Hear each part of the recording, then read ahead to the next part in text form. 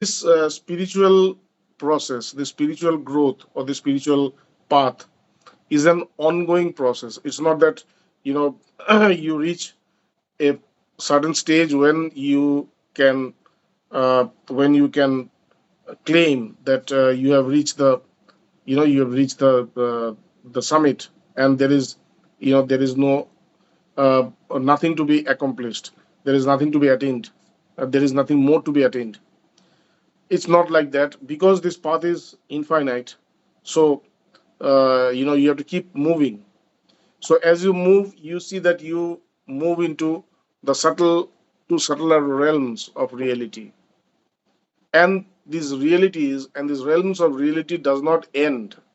It just keeps going and going, and because this is an infinite path, so because the path is infinite, so the obstacles also are kind of infinite. They also stay with you, means. And that is why, the bondage that we experience when we were at the beginning of our journey into self knowledge, we experience the similar bondages even after realization of the self, but now in a more, subtle form, in a very subtle form. And it's so subtle that sometimes you might not be aware that this is a bondage. You might think that this is also a part of knowledge, but it actually is bondage. So the guru always keeps you informed. The guru always keeps you updated about what is coming next, what is coming next. Because when you have attained a particular state of realization, you know after some time, because of past impression, you are going to again come down. And when you are coming down from that realization, these past impressions, these bondages, and the past mind, they also started to play on you. So then again you have to start another process, another process. But these processes after realizations are very very subtle, very very technical. So before when we were at the start of our journey, at that time, renunciation, or everything was like gross. It was objects. It was based on objects. But now now these are not based on objects. They have become very very metaphysical. They're just based on the feelings, based on impressions, based on perceptions. That's it. Nobody is going to tell you that you renunciate this or that. They will tell you to renunciate the perception that you possess this, the perception of possession. So let us start. That is chapter 8, bondage and liberation. Astavakra Uvacha. Astavakra is saying, Tada bandho yada chittam kinchid ichchati sochati. Now he's talking about the nature of bondage. He said that is bondage, that you consider to be bondage when your mind when your existence, they have certain kind of desire. When you experience desire, any desire, whatever desire you may have, either it is spiritual or non-spiritual.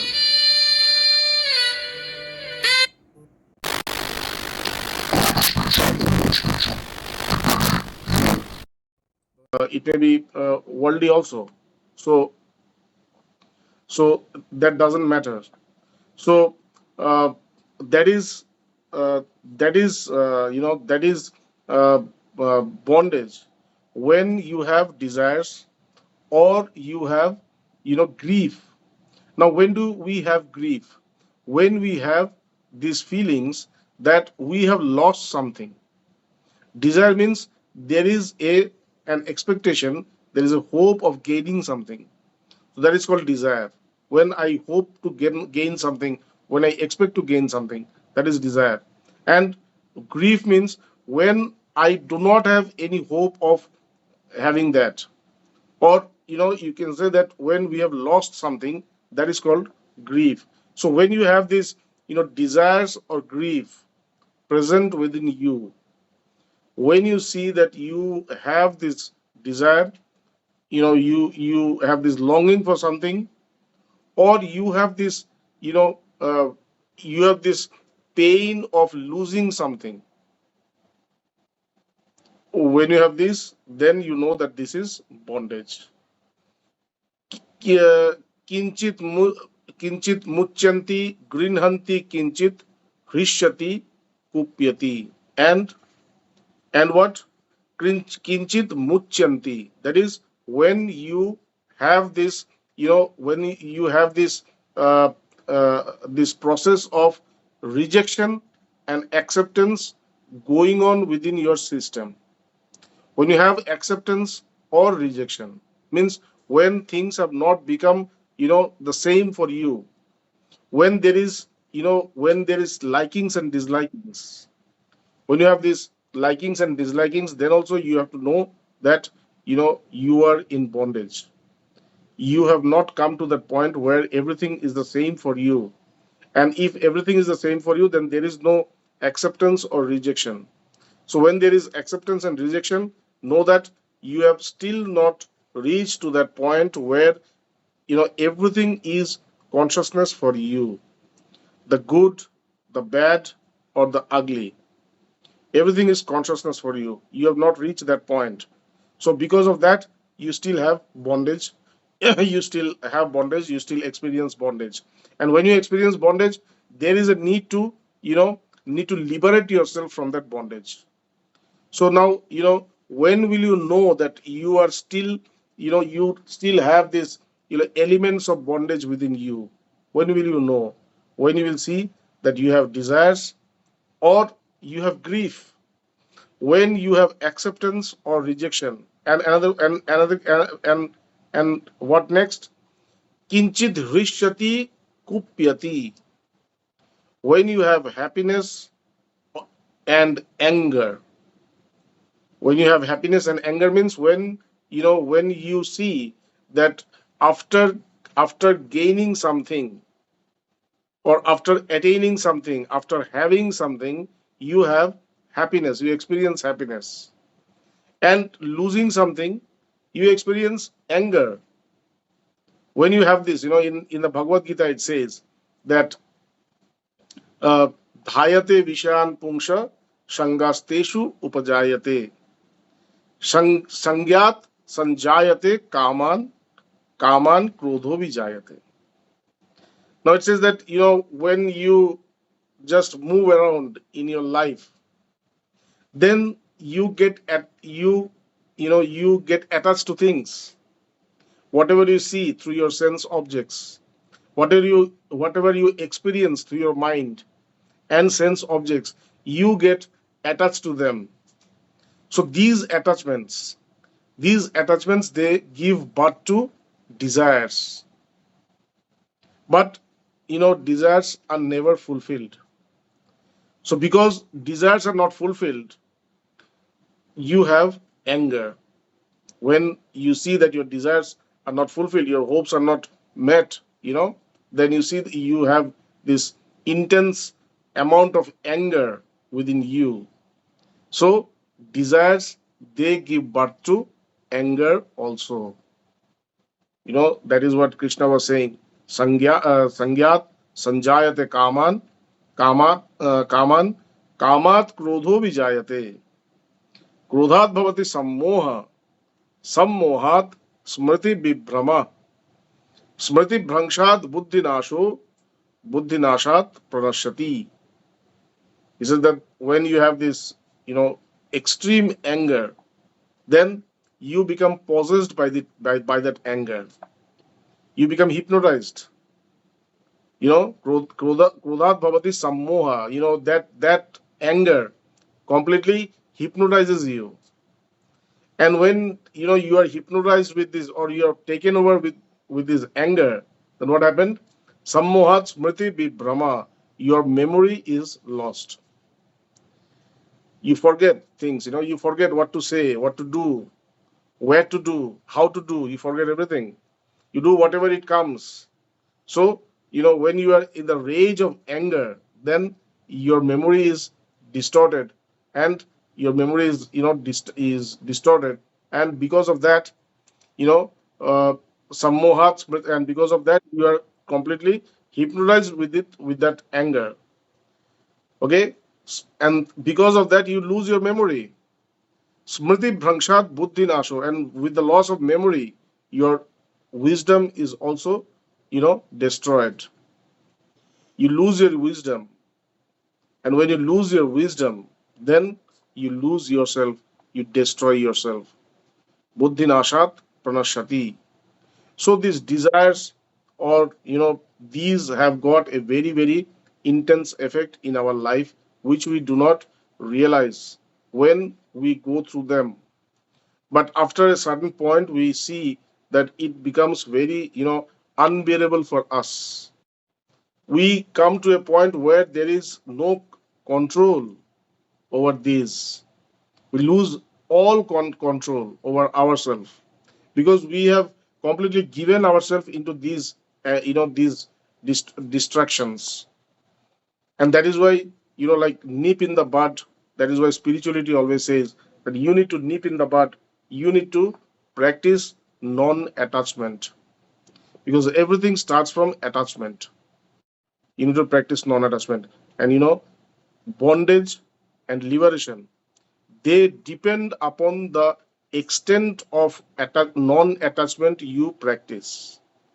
If you practice high quality non attachment, then you are going to experience a life full of abundance, a life full of liberation. And if you do not practice any non attachment in your life, if you just go with the flow the way it happens, and let yourself be whatever it comes, whatever it happens. So what will happen is, you know you know you know willingly or unwillingly, you are going to get binded into each and every aspect of these distractions, thus making your life hell, making your life hell, completely transforming your life into bondage. So you need to practice non-attachment. And when we had started this Astavakra, this Samhita, when we had started this book, Astavakra Samhita, it started with three questions of Janak. Janak asked three questions, and after that, this whole text of Astavakra Samhita was, constructed. Now, what are the three questions? The first question was, Katham Gyanam Abapnoti? How can I attain knowledge? Then, Katham Muktir Bhavishyati? How can I attain liberation? So, as we all know, and we have discussed before, that, knowledge and liberation is the goal of our life. And once you have attained knowledge and liberation, there is nothing to ask for. But Janak did not stop here. After asking these two questions, that how can I attain knowledge and how can I attain liberation, Janak did not stop here. He just went on. And what was his next question? His next question was, Vairagyam chame kim prapnu metad?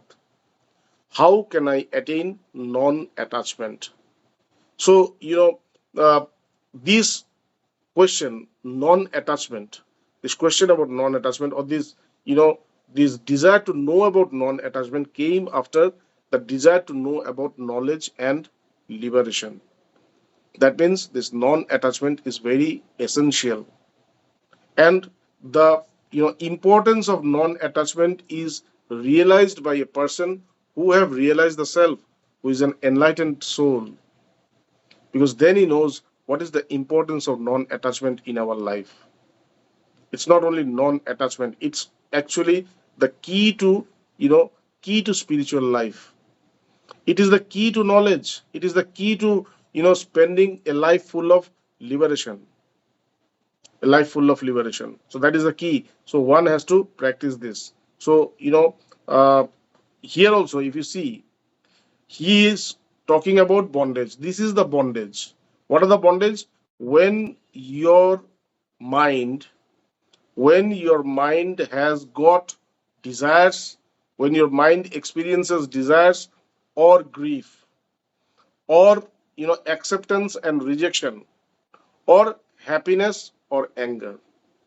When your mind experiences this, know that you are in bondage.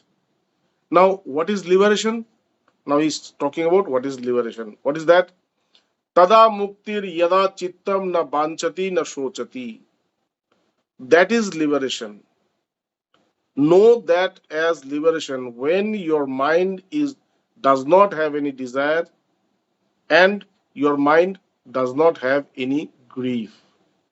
So how can you come to a point where you will be completely desireless? How will you come to a point when you will be completely griefless? This is when non-attachment comes into play. The more you practice non-attachment, the more you see that you are becoming desireless. You are becoming griefless because if you don't have any attachment, you will not have any fear of losing. Fear of losing also comes from the extent of attachment you have with the object. The fear of the fear of desires, the desires. The desires also comes because of the extent of attachment with the object. Now, if you're not attached to any object, anything, then why will you desire? Because desires are produced when you are attached. When you are not attached, then there is no desire. When there is no desire, then there is no grief. Then there is no fear of losing. So it says, tada muktir yada chittam na banchati na shochati. That is liberation when your mind does not have any desire or or grief. Then na muchati muchati na grinhati na hrishati na kupyati. And also it does not have any acceptance or rejection. Before it says that if you have acceptance and rejection, know that that is bondage. Now, what is liberation? When you will have no acceptance and no rejection. When will you have no acceptance and no rejection? Then also, that also is possible only when you do not have any attachment. Because with attachment, these likings and dislikings grows. We are not attached to everything.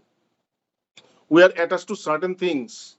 So the things with which we are attached, they are the things which we like or desire. And the things which we are not attached to, we don't like them. So there is this likings and dislikings, and these likings and dislikings also comes because of attachment. And when I do not have any attachment, I will not have any likings or disliking. And when I will have no liking and disliking, I will not have any acceptance and rejection also. Everything will be the same for me. Like there was a saint in Kolkata who said to the nephew of Ramakrishna that when you can see the water of Ganga and the water in the sewer to be the same, the sewer water is supposed to be very, very, dirty, very, very dirty, very, very polluted. And, Ganga water is considered to be, very pure, divine. We go and bathe in the Ganga. We don't go and bathe in the sewer water.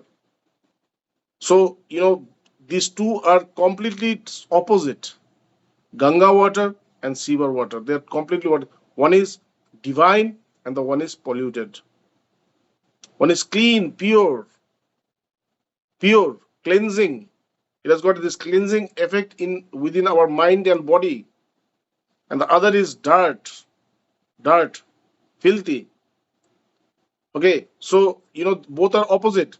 So this saint said that the day when you can consider this sewer water and Ganga water to be the same, then you know that you have realized yourself.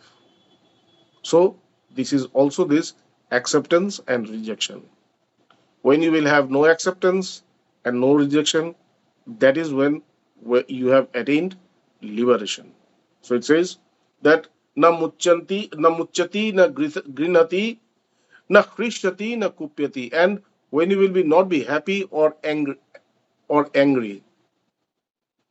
You're not happy and you're not angry also. Both are the same for you.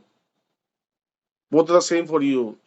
That is when in the Bhagavad Gita, we are quoting Bhagavad Gita because in the Bhagavad Gita, Lord Krishna had, you know, described these Upanishads or this spiritual text in a very, very practical context. Like here it is talking about non-attachment. In the Bhagavad Gita, when you will see, he is not only talking about non-attachment, he is actually making you practice about that non-attachment. You are not studying what is the nature of non-attachment or what is the definition of non-attachment. In the Bhagavad Gita, the way Krishna is speaking about non-attachment, he is making you practice that non-attachment also. So at one point he said that, ya sarvatrana visneha yat tat prapya subhashubham navinandati nadveshti tasya pragya pratishtita. So he said that, when a person does not have any liking for things which, which is good for him or bad for him, means when, what happens when things are good for us, we like it. And when things are not good for us, we don't like it. So we have these likings and dislikes. There's a choice always going on within our mind. But Krishna says that, in your day, in your day to day life, you are not going to get only one result. You are going to get mixed results and you have to accept it. You are not going to get only success, you will also have failures. You are not going to get only gains, you will also experience loss. You will not only attain things which you like, many things will come to you which you don't like. Okay, there will be not only profit, there will be loss also. There will be success and there will be failure. So this two is going to come. You cannot choose any one of them. So what to do? You need to accept both as the same. Samatvam hi yoga uchyate. Siddha siddho samo bhutva samatvam hi yoga uchyate. Whatever comes, good or bad, happiness or sorrow, profit or loss, success or failure, whatever comes, you need to be very, very, you need to be the same. You need to have the same kind of approach in both forms of return, both forms of attainment. You need to have, the same approach. So here it says, ya sarvatrana visneha yattat prapya subhashubham.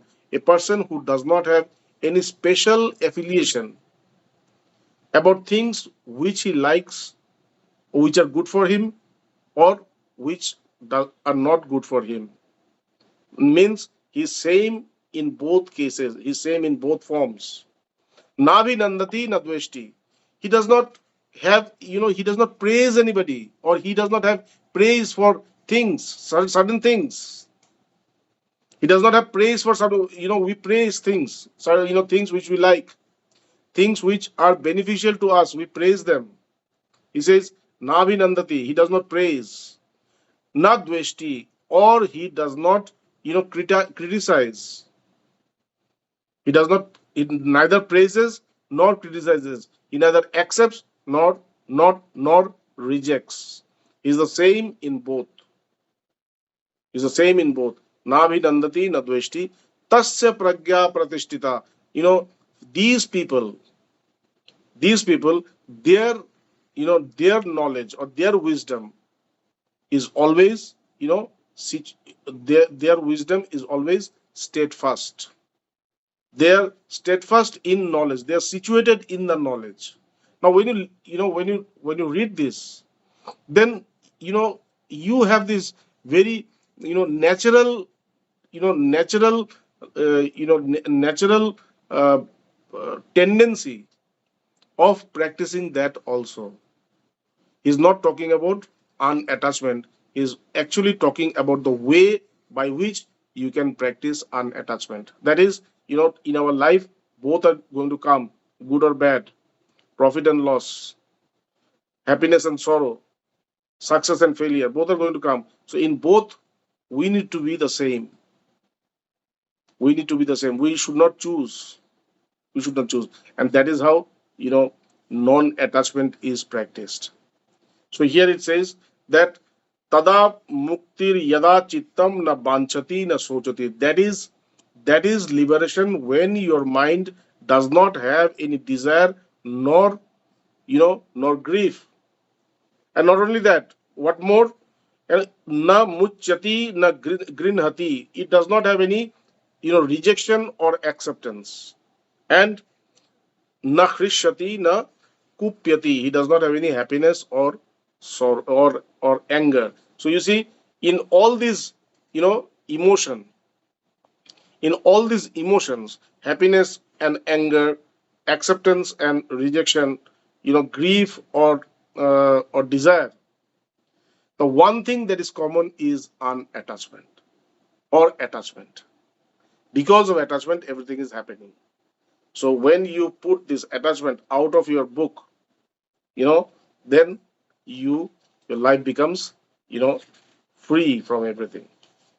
So we are going to the next one. What it says? Tada bando yada chittam saktam kashwapi drishtasu. That is bondage.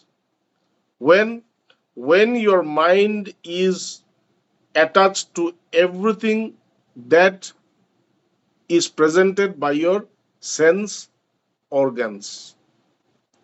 Whatever you see, whatever you hear, whatever you see, whatever you hear, whatever you taste, whatever you smell, whatever you touch, these are the five senses. And we have the sixth sense, that is mind. So with mind, we imagine, we think. So whatever you think, whatever you contemplate, whatever you perceive, whatever you imagine. So, all this, when you become attached to them, that is called, bondage. That is called bondage. So it says that tada bando yada chittam saktam kashwapi drishtishu. Whatever your sense objects brings, when you become attached to them, that is called bondage. And what is uh, what is liberation? Tada moksho yada chittam asaktam sarva drishtashu. And liberation is that when your mind is completely free from everything which is experienced through your senses. Whatever you experience through your senses, form, sound, taste, touch, smell, you know, happiness, sorrow, desires, anger, lust, greed, whatever, whatever you feel in your mind and whatever you feel through your senses, when you are completely free from them, when you are completely unattached from them, asakto, when you are unattached, when you're unattached from them, that is called liberation. So it's very simple. The only thing that you need to practice is unattachment. That's all. You don't need to practice knowledge. You don't need to practice Vedanta. You don't need to practice, meditation or any spiritual, practice. Just practice unattachment. Unattachment from the sense objects. Unattachment from the mind. That is what Krishna was saying, in another part. Prajahati yada kaman sarvan partha manogatan. When a person is capable of distancing himself from the desires which are produced by the mind, you don't need to stop your desires. You don't need to kill your desires. You don't need to do that. What you should do is you should just keep a distance from that. Let it happen on its own. In its own space, let it happen. What should I do? I should stay in my own space. You stay within your zone and let your desire stay in their zone. What is your zone? We know that the zone of the desires, it's within the mind. The zone of attachment is in the mind. So we know that where the zone of attachment is. Now, what is your zone? Your zone is Atmaneva, Atmaneva, Atmana, Atmaneva, Atmana Tushta. Your zone is this, the self. You stay within the self. You stay with your I, just I, not I am, not I am, just I. That I is the universal I. The I that we experience is not this universal I, it is the I am I. I am this I. This I is not I, it is I am this. I am this, we consider that as I. No, that is not I. That is I is that. We have put some value there. We don't actually put value, we actually devalue that I. When I say that I am this or I am that, I am not valuing, I'm not putting value there. I am devaluing that I am degrading that I, because that I is the supreme consciousness. So when I'm putting any object there, when I'm putting any kind of adjuncts, when I'm putting any kind of attributes there, name, when I'm just tagging some name with that I am degrading that I. So when you say that I am this or I am that, you have to know that you are degrading yourself. You are degrading yourself. So it says, Atmanaiva Atmana Tushta. You need to be within your own self. You need to stay with that I. And that is Sthita Pragya Stadochate. That is what Sthita Pragya is all about. Being steadfast in knowledge is all about. Okay, so it says that,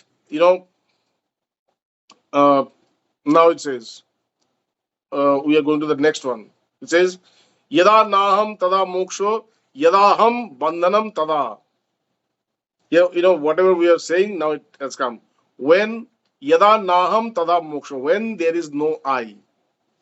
So this is not that I, that universal I. It's not talking about that universal I. It is talking about that I which is I am. I am this or that. It's talking about the ego, which says that I am the doer. This I is not the I, this I is not pure consciousness. This I is not I am Brahman I or I am consciousness I. It is not that I. It is I am the doer. Is the I am the doer I. Is the ego. Is the ego. So it says Yada Naham Tada Moksha. When there is no ego, when there is no sense of doership, when you don't have any sense of doership, that I am the doer, that is moksha, that is liberation. So when there is no doership, that is liberation. Yadaham bandhanam tada, and when there is this ego, there is bondage. When there is no ego, there is no bondage. When there is ego, there is bondage. What is ego? Ego is the notion that I am the doer. I'm the doer. So when you have that notion within you that I'm the doer, you are bounded. You are in bondage. Yada naham tada moksho, yadaham bandhanam tada. When you don't have any ego, then you are liberated. When you have that ego, you are in bondage. Matveti helya kinchid ma grinan bimuchama. So be happy, be at ease. Be happy. What will you accept or what will you reject? What you should take or what will you give up? What will you renounce? There is nothing to take or there is nothing to accept or renounce. Just be easy, be happy. Be what you are. Just be what you are. What you are the self. You are that consciousness. Whenever you are getting attached, then then you are degrading yourself. You're degrading yourself. You are putting some, you are putting some weight. You're carrying some baggage. You're carrying some baggage. Just leave that baggage. I don't need all this. I don't need this name and form. I don't need this name and form. I don't need these attributes. I don't need this body, mind, intellect. I don't need to think that I'm these. I'm not these. I'm independent of these. So be what you are. Be at ease. Relax. Have peace. Be happy. So that is the end of the eighth chapter. So the next day we are going to study the ninth chapter, and the ninth chapter is detachment. You know, same thing that we had discussed. This is very important, for any spiritual development, any spiritual upbringing. Detachment, non-attachment is the most important thing. So the next chapter will be detachment. Thank you very much. If you have any question, you can ask. Thank you, Swamiji. Dhonabad. Thank you. Jai Bhagwan. Jai Bhagwan. Swam- Swamiji, Yeah. you made distinction between the I and the I am. Yes. And in the last, you were telling about the beingness. So often you hear that the I am is used as a beingness. So be what you are. But Yeah. So when you say that I means be what you are, it means that you are only the I. When you say Mhm. I am this, that is, you put something in place of that I. When you say that I am this, you don't mean that I is this. You mean that one is the I. Like if you say that I am Hans. So here, the importance is not on I. That my I is known as Hans. It's not like that. The importance here is on Hans. This Hans is I. So here the one which gets manifested, the one which gets importance, the one which gets all the attention or awareness is the name. It's not the consciousness which is manifesting the name. The consciousness is always unmanifested. It is always staying in the background. The one which gets manifested, the one which gets importance, the one which gets recognized is the one which does not exist at all, is the one which is an imagination. Like the name that has been given to us is a name. It does not exist. It's a name, it's an imagination of somebody. It does not exist. The one which exists is my I, which has come to this world as a traveler. It's going to travel and is going to go back. Again come, again go back. In this way, one time it is going to realize that why I am doing this, and then it's going to recognize itself, and then this transitory, this transition, this transitory life is going to end. Or you can say we are going to transform ourselves from this transitoriness to eternity. So the here the main emphasis is not on consciousness. When we say that I am this or I am the doer, so when I say I am the doer, it's not that the consciousness is doer. I don't mean that the doer is the consciousness. Here, only the doer gets focused. So when the doer gets focused, then the consciousness is blocked. So every time we are blocking that consciousness. So when it says that you have to be I, that means you have to be I, which is you know which is separated or which is free from this ego, name, form, everything, attributes. It's free from all this. You need to be I. That's all. I. You need to be I. And this I is realized when you enter into the state of super consciousness. When you enter into the state of super consciousness, then only you attain this I, you feel this I, and then you know what this I is all about. So uh, uh, we have to be that I, and when we become that I, or when we try to stay as that I, we have to be aware that this I does not get imposed into any name, any form, any any attributes, any attributes. It's free from everything. Okay. Clear, Swamiji. Thank Thank you. you. Thank you. Seeing you after a long time, Hans. Yeah, yes, long time, but last weeks I'm more regular here. Okay. So we And hope you're to see coming you here. soon, very soon. Yes. Thank you. Any more question? Thank you.